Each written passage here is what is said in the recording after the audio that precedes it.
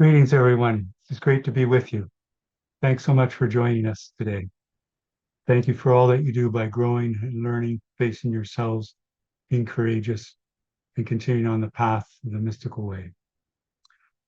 Our presentation today is entitled Why AMORC is a Personal Philosophy, Not a Religion.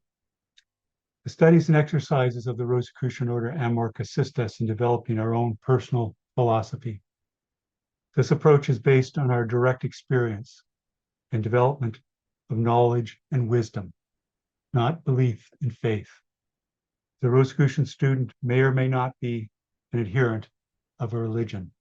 Either way, the student finds their understanding of the arts, science, and spiritual matters greatly advanced.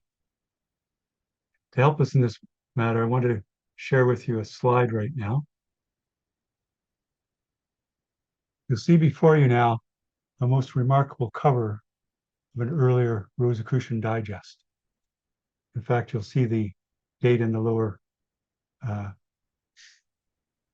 of the painting, lit up by a lamp from July 1935. Indeed, this cover appeared monthly on many of the issues from 1934 through 1935. It's a painting by past imperator H. Spencer Lewis.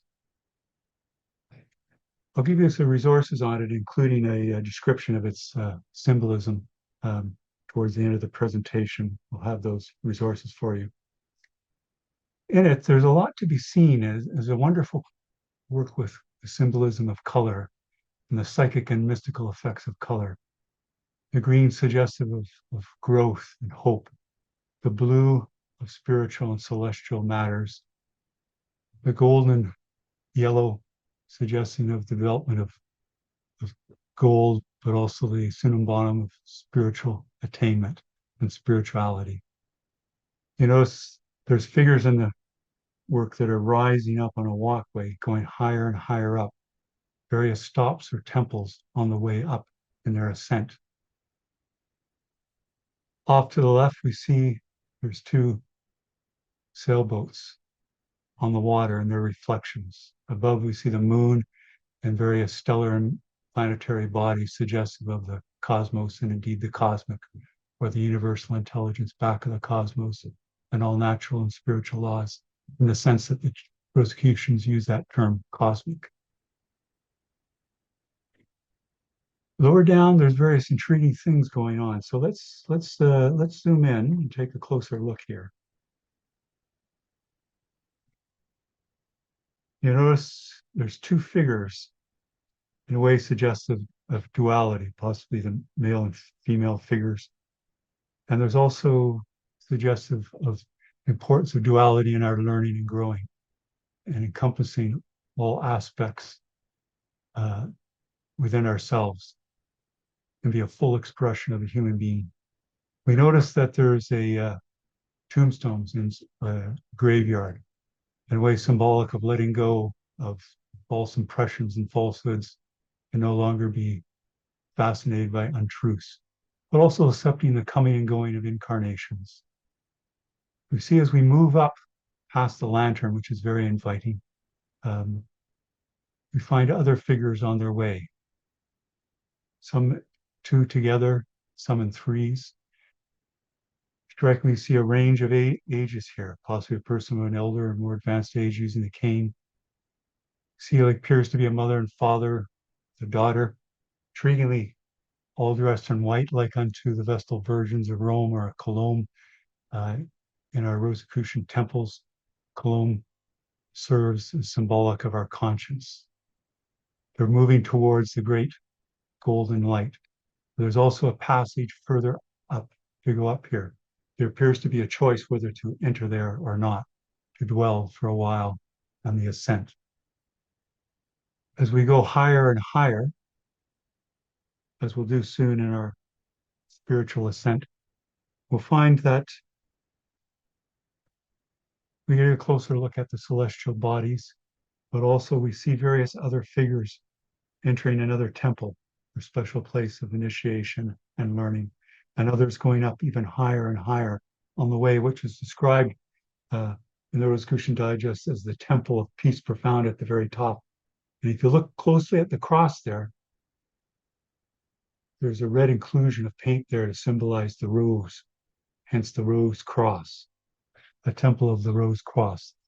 And this, the temple of mastership, the temple of the rose cross state, the summum bonum of our full maturation at one with the one. It's a very inspiring work of art, and it has precedents that you may be thinking of other alchemical mountains or the ascent of the mountain in the spiritual life. It also reminds me not only the alchemical mountain rising up through the different stages of alchemical operation, for example, but also in a similar way, a renowned mystic of the Western tradition, Teresa of Avila, where we see here an allegorical depiction of her mature spiritual classic, the interior castle. In this allegorical depiction, you'll see the different levels, 7 in number. They're passages or inner chambers, or similar to our painting or cover of the digest, moving into different stages of development or different degrees of initiation.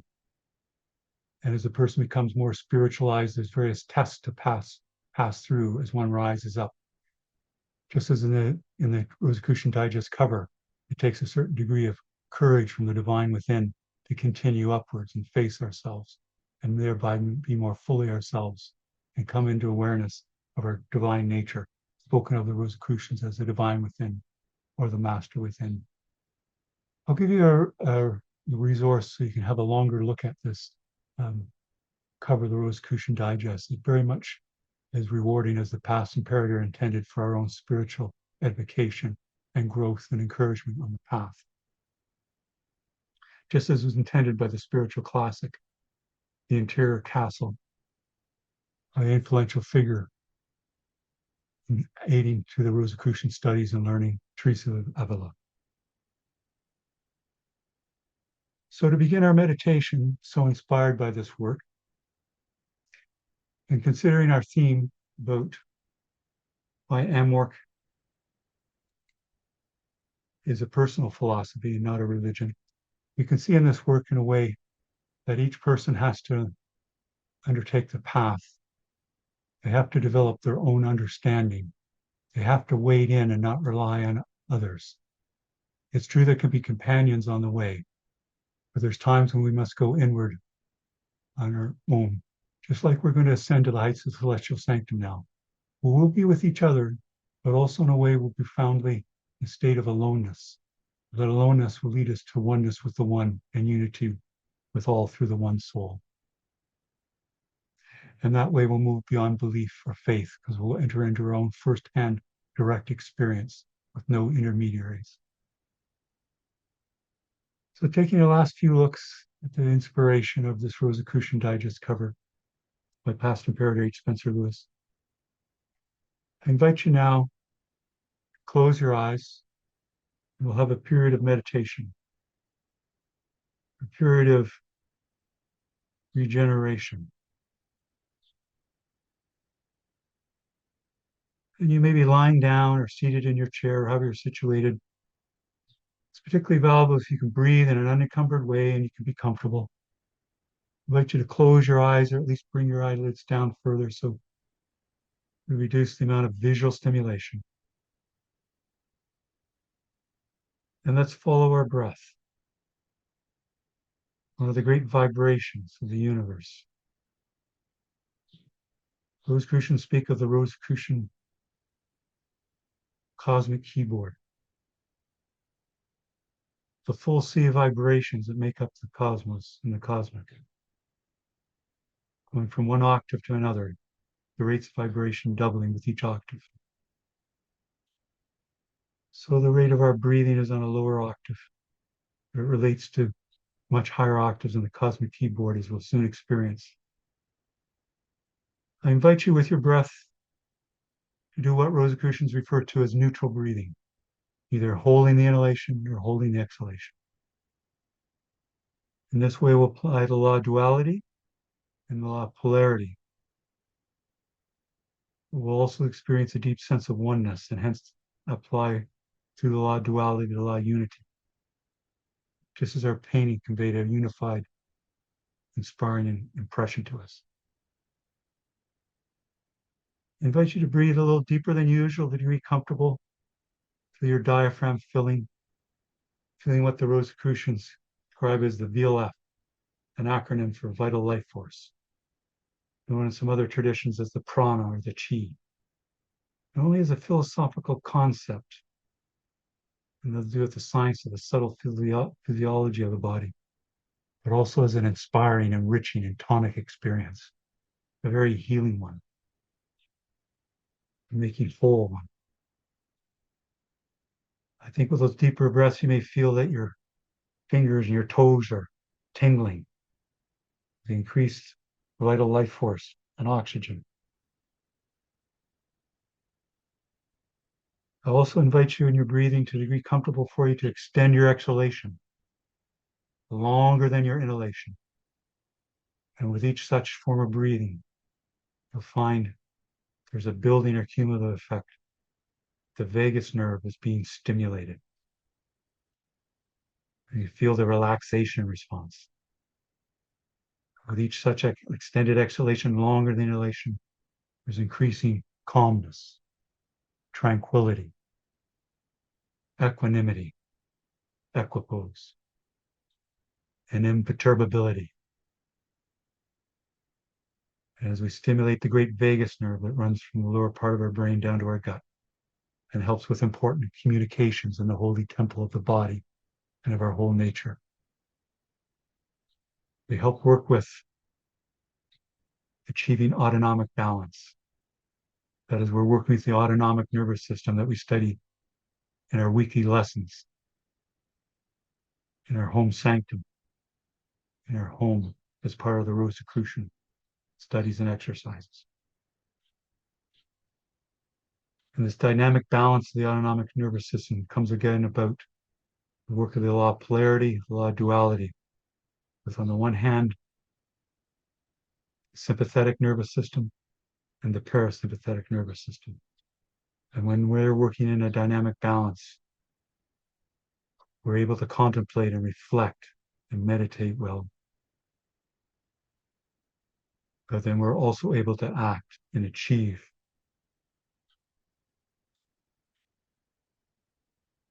It's sort of like steering along a road on a bicycle with the two handlebars, the left and right.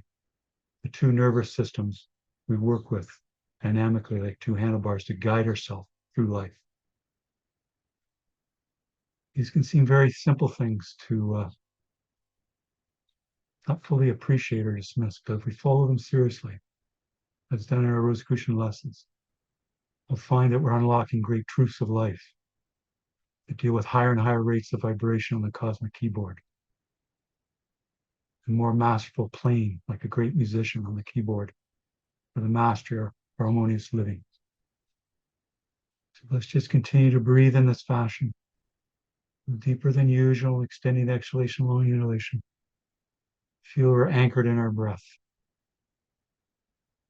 Let ourselves just be enriched in this being, and be more fully ourselves this way. And experience each moment afresh, remade anew. This and many other things that may seem impossible start to become possible as we develop our own personal philosophy and test and try all these laws and principles through first-hand experience. And use the great cosmos as a great alchemical laboratorium to grow, to mature, to reach the heights of the temple of peace profound.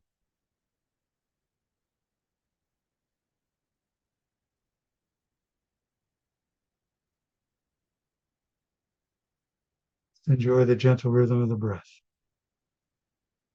We can do this during formal periods of meditation, but we can make it a way of life throughout our day. Breathe a little deeper than usual as a habit to be comfortable for you. Extend the exhalation longer than the inhalation as a habit. We find we're enjoying our day more. We're more able to embrace the life-giving lessons. We feel less overwhelmed, less involved in anxiety or regret, because we're in the present.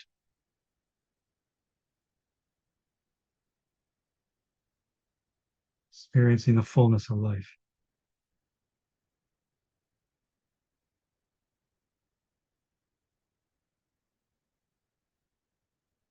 Supply the law of silence and enjoy the dynamism of simply being in silence together now.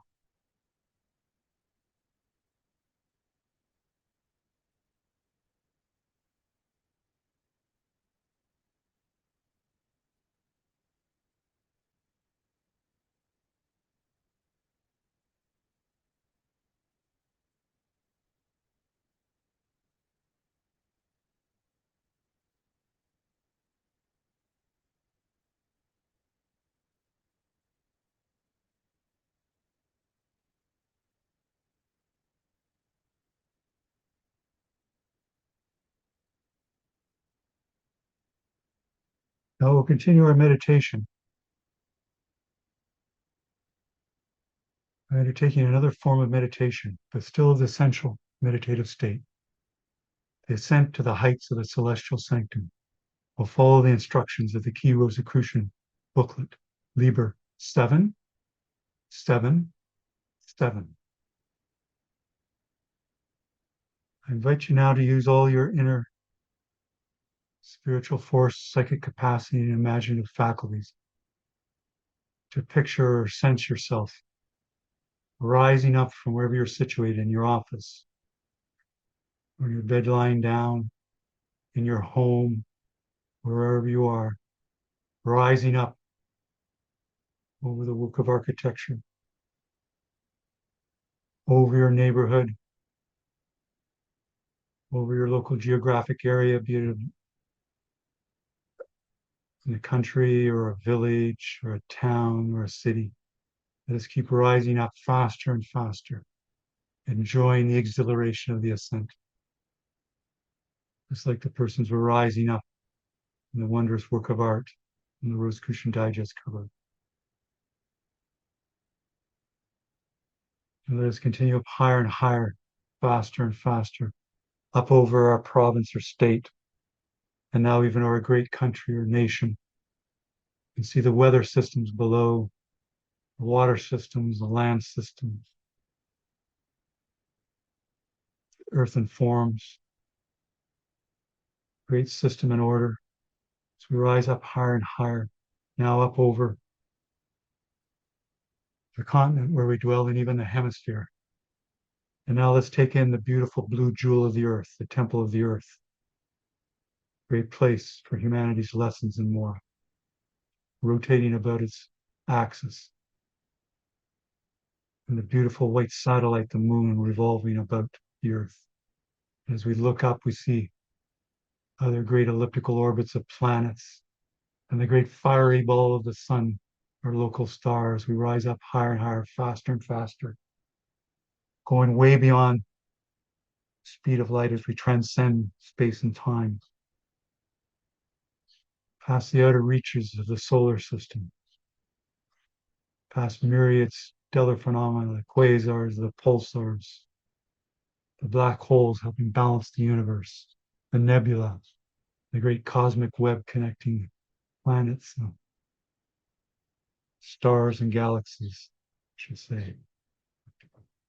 And we sense we're in a great arm of the Milky Way galaxy, great spiraling arms rotating about its center. As we pass out from that arm and look back at the wonder of our local galaxy and home. And as we rise up higher and higher, we see other galaxies rotating about their centers like the Earth rotates about its axis. Moving faster and faster beyond galaxies and nebula, asteroids and planets, taking in the wonder of it all, the full range of vibrations, the cosmic keyboard. Applying now the law of correspondence, as above, so below. As we rise up higher and higher, we go deeper and deeper within ourselves to the very presence of the divine within. the master within, our true guide in nature. Enjoy this ascent as our birthright. It's both surprising to the outer nature, but deeply familiar to our inner nature. As we rise higher and higher, let us sense now that the entire universe is revolving or rotating about the great cosmic axis spoken of since ancient times. An awe-inspiring, stupendous rotation. Great system and order suggestive of the harmony of the spheres or the music of spheres. Mirroring the beautiful music of the cosmos that's within ourselves as a microcosm. And we experience the correspondence of the microcosm and macrocosm in this wonderful ascent, but also a descent at the same time into ourselves, our deepest nature. Soon in the distance, you sense the presence of the cosmic axis.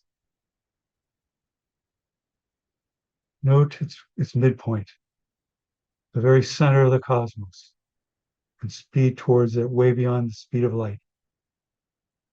Be faster and faster. When you reach that midpoint, slow up. And let us dwell in the most profound peace. Rosicrucians refer to as peace profound.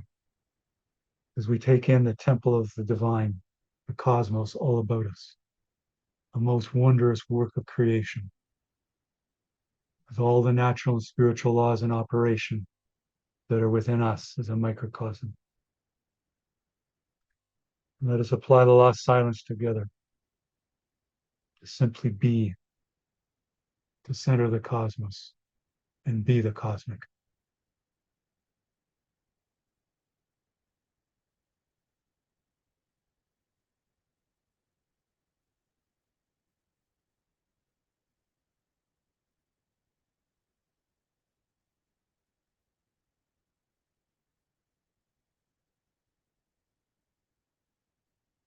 And let us continue the spiritual operations of the work and worship of the Rosicrucian Order at AMORC by following further instructions of the booklet Liber 777. I invite you now to mentally create, visualize your personal sacred space, your celestial sanctum, like unto the temple of peace profound at the heights, the picture, the painting, the Rosicrucian Digest cover we looked at. Fill in the sights and sounds, the impressions, all the senses, and all the deep inspiring emotions and spiritual uplifted experiences you can recall in your life. Fill in your personal sacred space. You've mentally created or visualized as a sacred place in nature, a high vantage point from a hilltop or mountain, or by the shores, the lake with the vibrations, the waves coming in, likened unto the cosmic keyboard, or a sacred grove in nature, or an inspiring temple on earth, or simply the cosmos, the temple of the divine all about you. Filling it in, make it real, make it vital. Feel the exhilaration of doing so, just as we experience the exhilaration to rise into the heights of the celestial sanctum. You may wish to sense the presence of all those on the conference call with us now, indeed all seekers. And the Grand Lodge and Supreme Grand Lodge officers of the Rosicrucian Order AMORC, who may be conducting a sacred convocation ritual, the heights of the celestial sanctum now. And the inspiring presence of the visible and invisible masters, possibly stained glass windows or other works of art symbolizing Rosicrucian and mystical laws and principles.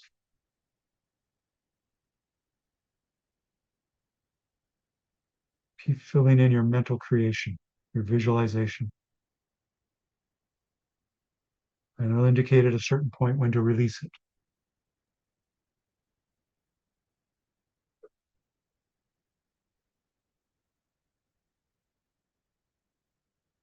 And when you're ready, I invite you to say with me, if it pleases the cosmic, it is done. And release visualization, mental creation through the subconscious mind into the cosmic mind.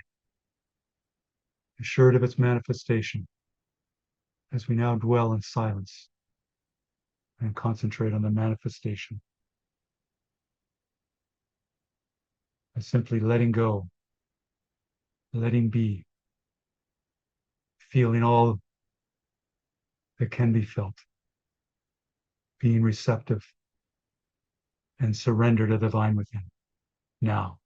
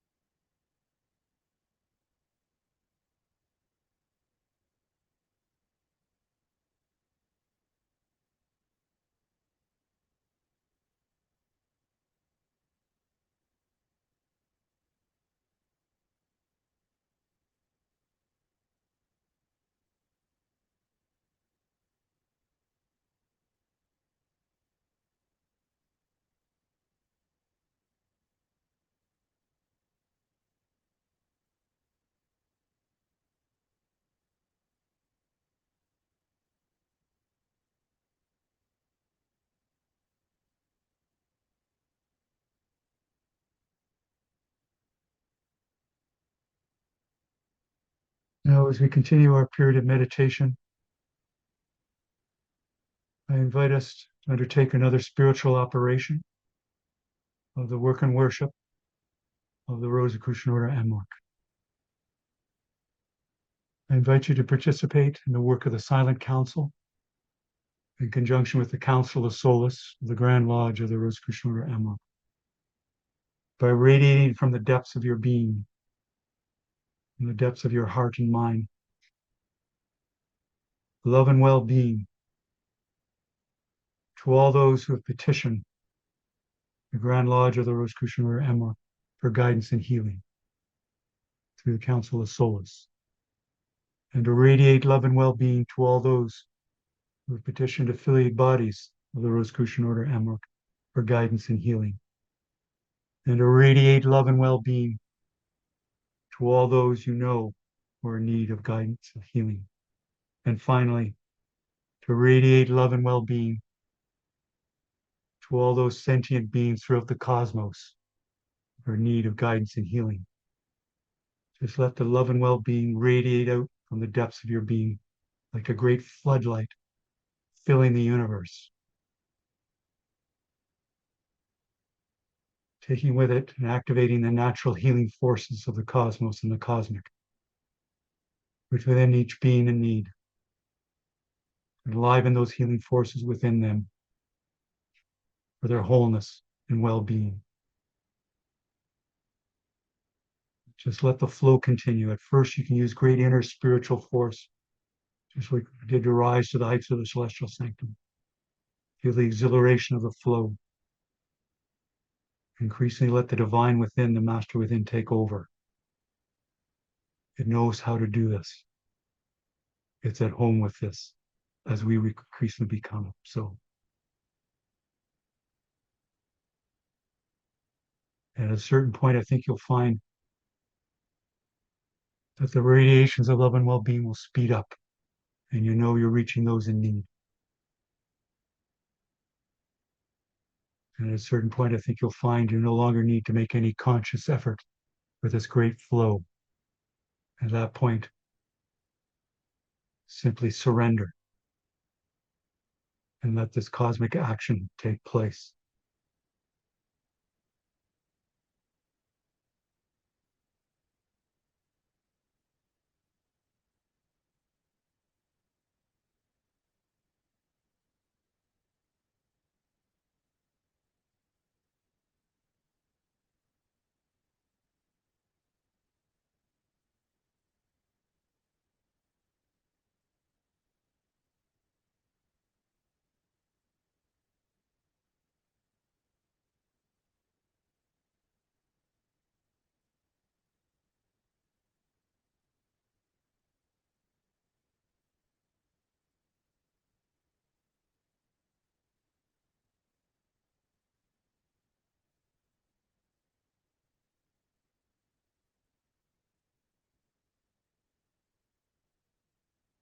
Soon we'll formally conclude this period of sending to metaphysical aid, but we'll continue our meditation.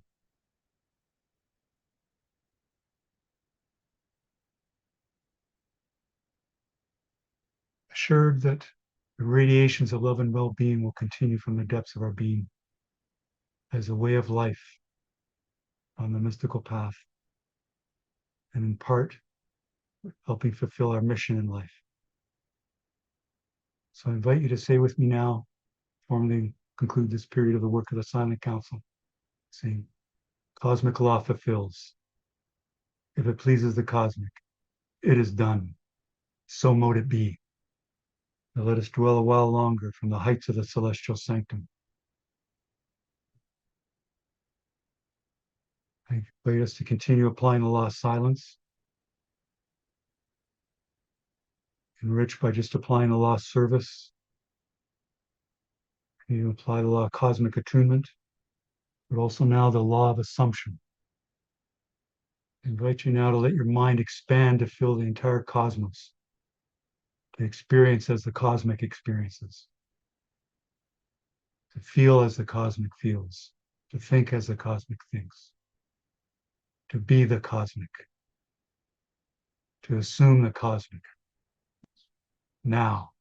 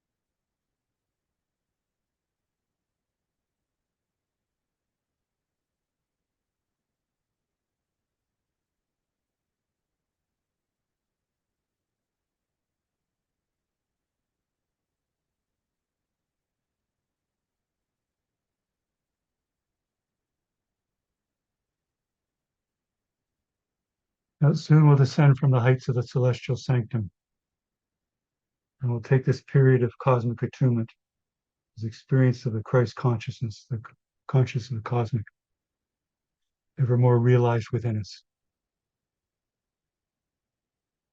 and guiding all that we say and do and think and feel.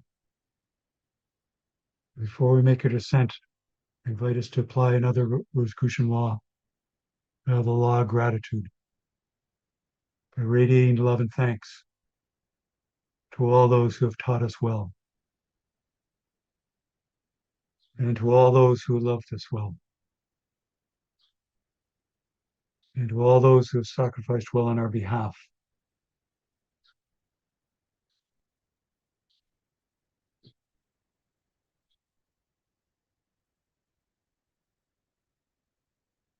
Grateful for their example in giving, knowing the greatest example is from the divine within for us all.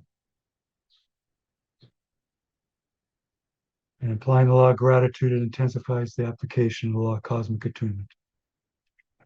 And now, having applied over 40 Rosicrucian laws and principles, our development of knowledge and wisdom and direct experience, I invite us now to make a descent from the heights of the celestial sanctum, going way beyond the speed of light, past the myriad stars and stellar phenomena, the quasars and pulsars, and the galaxies, experiencing again the wondrous music of the spheres, the great harmony of the cosmos.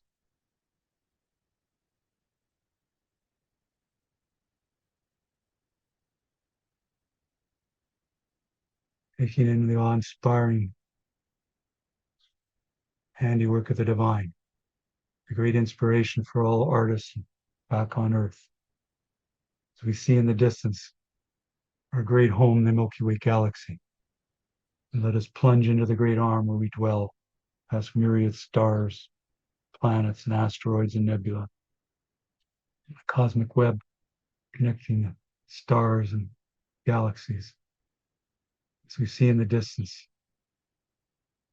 the wondrous and beautiful elliptical orbits of the planets of our solar system, and the great fusion activity of our sun, and its great work both physically, psychically, and beyond. And we see the great spaceship and temple of the earth as we return back to the hemisphere where we left off, and now our continent, and our great nation or country, and our province or state, and our county, and our local geographic area, a country or a village or town or city, and now our neighborhood. And the building or structure we left off. And I invite you to say with me, may the God of my heart sanctify this attunement of self with the celestial sanctum. So mote it be. As we do ascend down onto our building, and back in the room where we left off, and however we're situated, feeling remade, refreshed, re-energized, rested, reintegrated. We have the presence, the realization of the cosmic consciousness, viewed in all our expressions and forms of consciousness, and feeling more fully who we are. When you're ready, you may wish to open your eyes and stretch however you wish. And we'll continue our presentation. Thank you.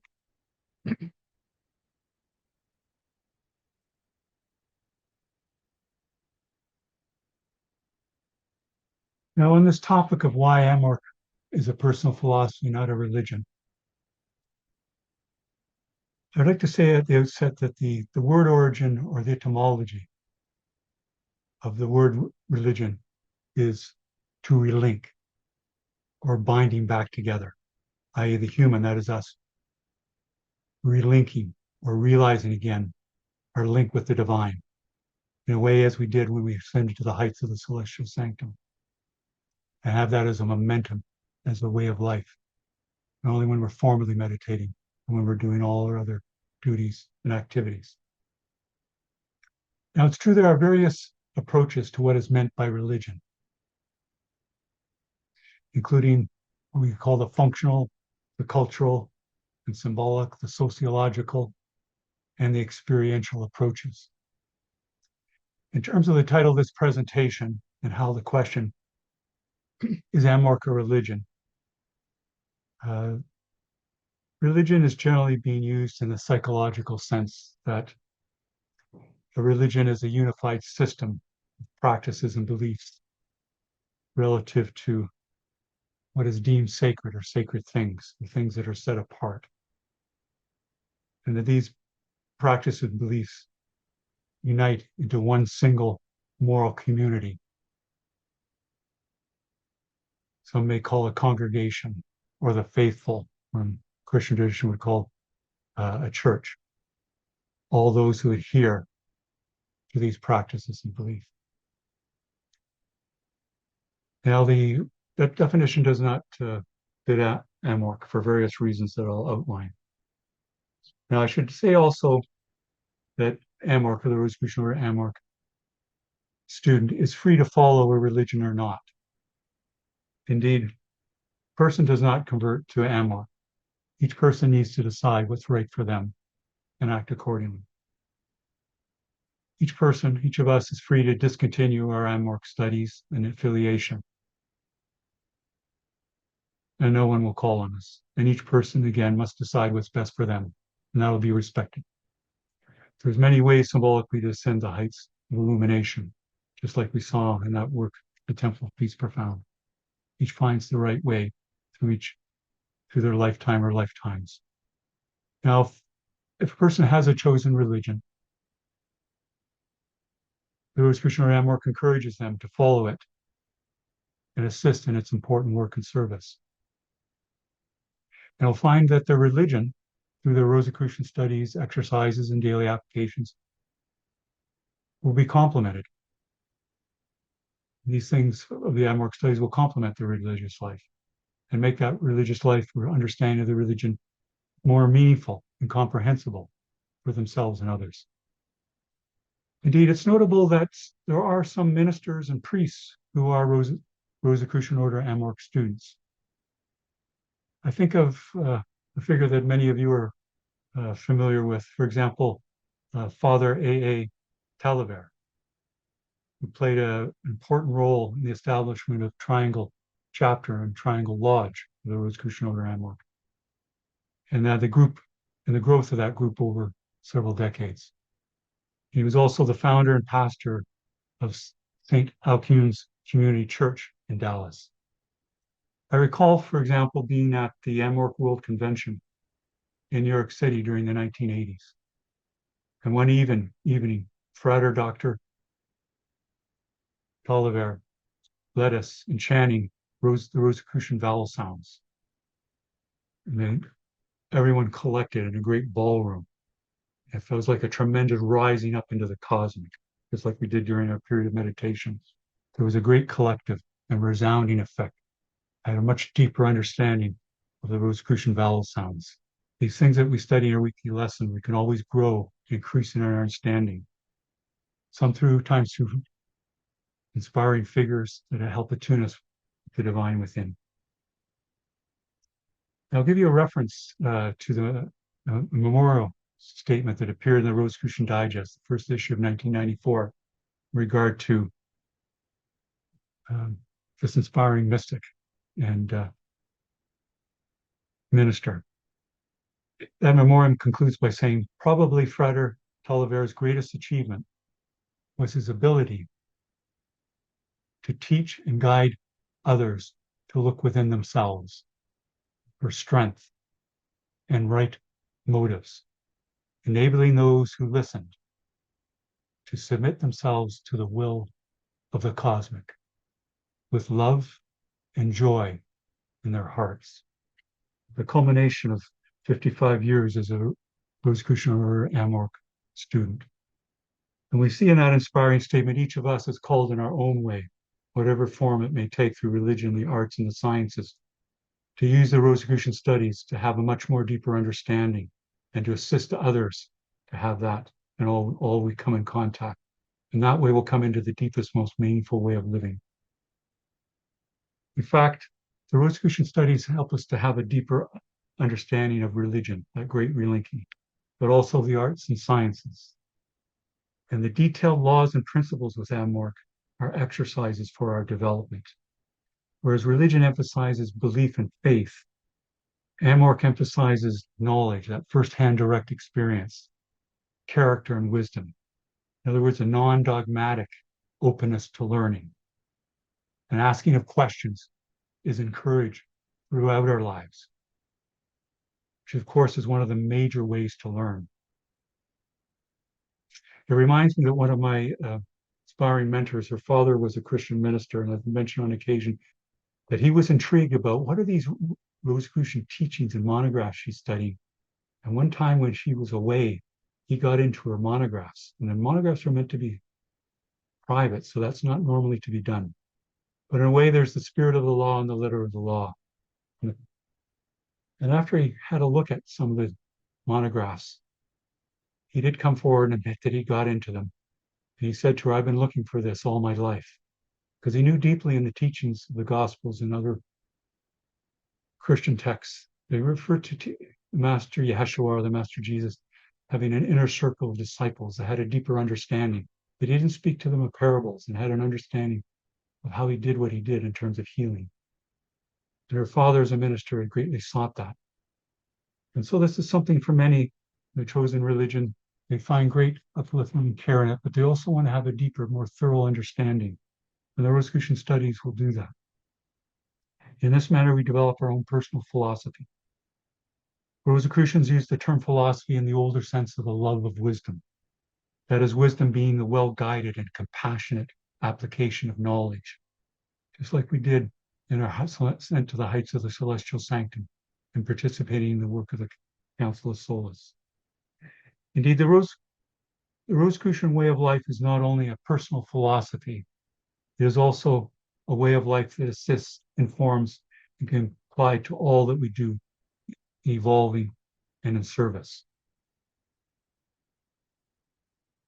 While the approach is personal to us as Rosicrucian students, as we mature, we increasingly transcend and come into a universal perspective that has a unique expression in our particular circumstances, our particular family, our particular place where we're living, its culture, our languages, and so forth.